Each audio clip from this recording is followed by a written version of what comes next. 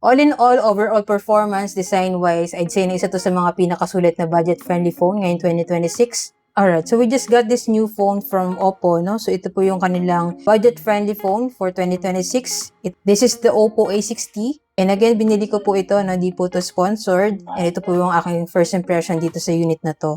Nagustuhan ko po yung design niya. Kasi yung likod niya is may pagka-matte finish, no? So anti-fingerprint po siya.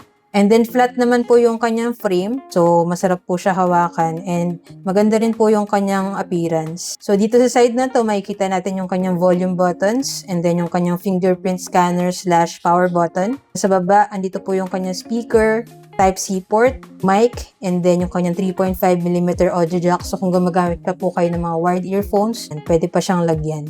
Dito po sa kanyang gilid is yung kanyang SIM tray ejector. So naka-hybrid po yan, pwede siyang dalawang SIM or isang SIM and then isang memory card. Design-wise, hindi mo mahalata na budget-friendly entry-level phone siya kasi maganda po yung pagkaka-design dito sa phone na to.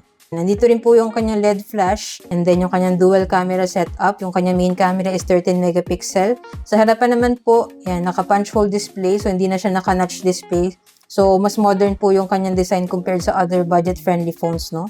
Camera quality naman, good enough for the price. Remember, budget phone po ito, no? So, hindi tayo para mag-expect ng high-end quality. Pero usable naman po yung mga photo and video na nakukuha niya. Especially pag maganda po yung lighting condition natin.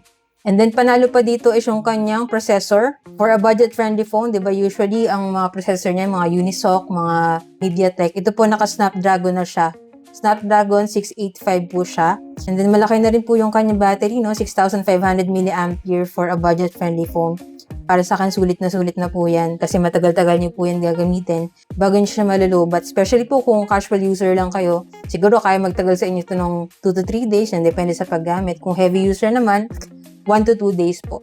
Refresh rate naman niya is 120Hz na rin po, no? So, smooth rin po yung kanyang scrolling and navigation. Ito pala sa akin is yung blue version, pero para siyang bluish-white, no? So, then meron din po silang purple na version. And then, nagustuhan ko pa dito, hindi siya tinipid sa mga accessories kasi may kasama na siyang charger, cable, and then yung kanyang jelly case. And then, meron na rin siyang pre-installed na screen protector dito. Isa to sa mga pinakasulit na budget-friendly phone ngayong 2026.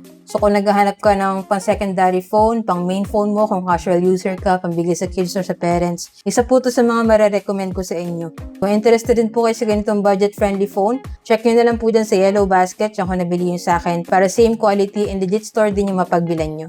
Yun lang, sana nakatulong tong video. If you have any other questions about this phone, just let me know in the comments and follow for more tech content.